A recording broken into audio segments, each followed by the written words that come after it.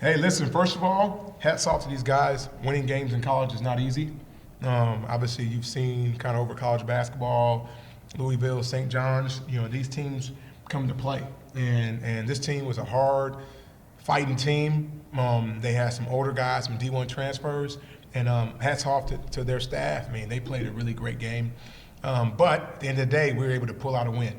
And it's hard to win in college basketball, and a lot of these young guys that played from the day, some of my freshmen, right, they had to make plays. They had to make plays to win games. And, I felt, when the game was in crunch time and they got a lead in the second half, we found a way to win it.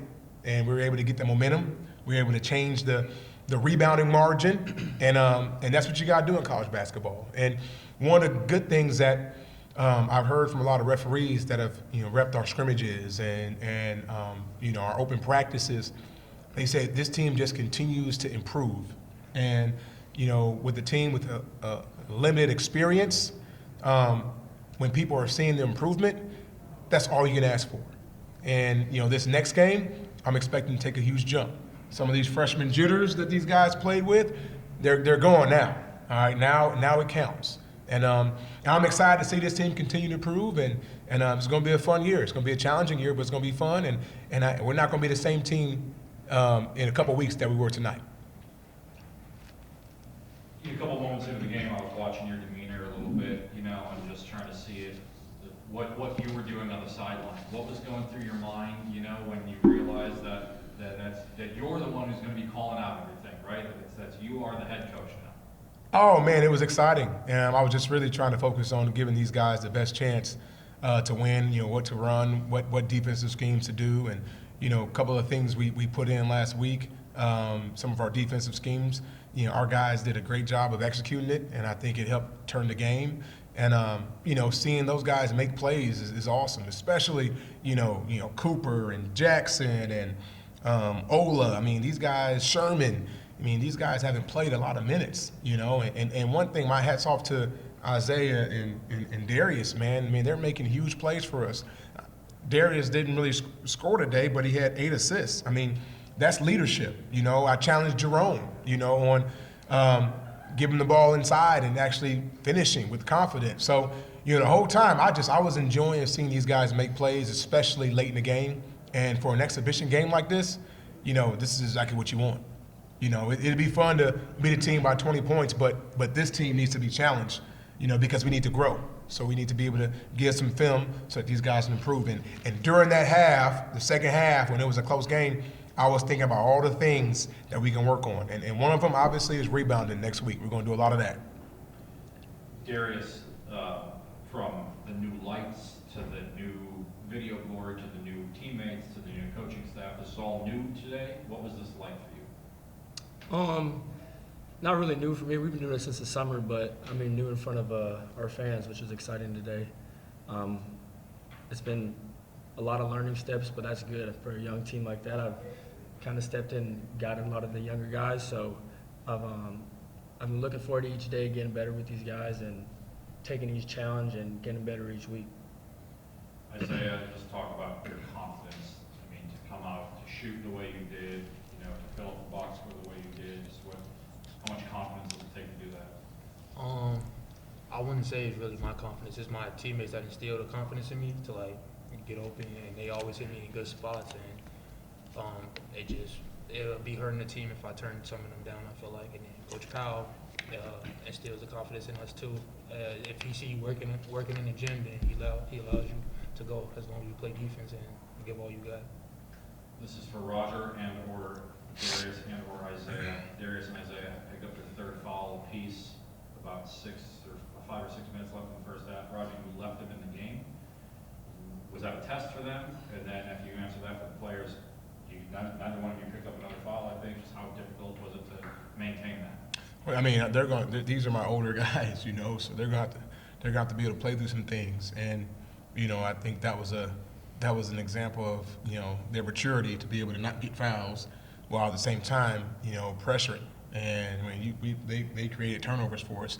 In the first half, we had 8 deflections. We finished the game with 29.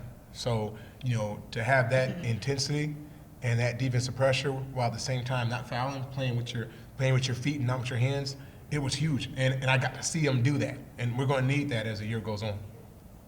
For either one of the players, just playing with 3 fouls, not picking up a 4th, just how important was that? I think, sorry, when going with 3 fouls, I mean, just playing smart defense. Obviously, like smart pressure, not putting hands on the ball and just keeping your man in front. And then, I mean, when you have 3 fouls, you got to find another way to affect the game. So whether that's rebounding or getting my teammates shots, that's what I was trying to do.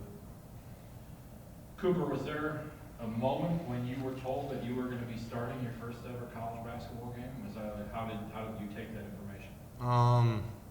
I kind of picked it up in the last couple of days at practice. I've been in the starting lineup, and obviously it's exciting, but I don't really like to get too caught up in starting lineup and who's not, because someone off the bench should play better than you, and you could lose that spot just like that. So I'm grateful for the opportunity, and it's fun, but it's not always 100% certain. So I got to keep working and just show that I should be out there. You had an offensive putback, I think it was a tie game. You had an offensive putback, Mhm. and you hit the free throw, and you guys put you up pretty good. So what did you see on that play? I don't know. I saw Jerome going for another hook shot, and I just put myself in position to rebound, I guess, and I just told him it was a good pass, so I just went up and got it. Roger, what is it about Cooper that has you, confident put a freshman in the starting line?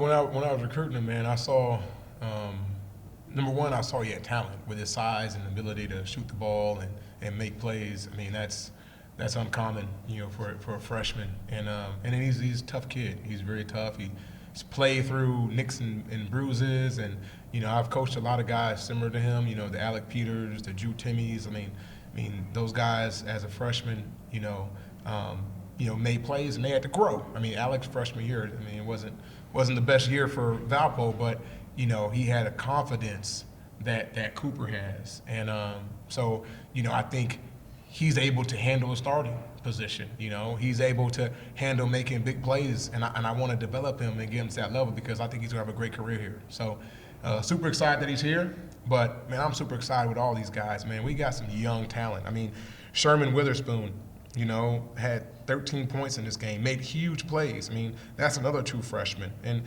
Jackson is a sophomore. Jackson would have won our Grit Award today. I mean, he didn't play much at Murray State. So it's just like these young guys are making plays, and I'm excited that we're going to have them for a lot of years because as they develop, I think we're gonna see some special moments from all these young guys that we have. I know you've talked about wanting to play fast. You took 72 shots tonight. Not trying to compare a lot to last year because it's completely different, but that would have been the most of any game last year. Is 72 a number you're comfortable with? Do you want 82? Man, I want to play with pace, and the beautiful thing of it is, like, we had our closed door scrimmage against Milwaukee, and we had 10 turnovers, but we had 90 points. Today we had 82, played fast, and we had 9 turnovers and 17 assists. So, the thing that I'm really proud of is we're playing with pace. I thought we could have played with more pace today. I thought, they had us on our heels a little bit, which is okay, because we're still learning. But we're not turning the ball over. So, I think that's a step in the right direction. But, if we can score 100 points, if we can score 90 points, I want to do that. One of our goals is, though, we want to keep the other team to 70 or lower, and today they scored 71. So we got to work on that defense a little bit more. Got to get them 70 below. If we play at pace and we score 90, we win. But it's easier said than done. I think my final question, second to last question, Isaiah, take me through the alley-oop there. The highlight play, I'm sure that'll be on every video highlight package of the year. I got the rebound, I just got on, and I seen Jackson's eyes light up at the corner of my eye.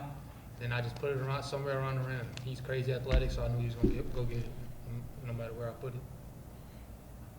Roger, I want to end with this. I don't know if you've heard this because I don't know what time is like before the game starts, but Bobby Knight passed away about an hour and a half before the game started.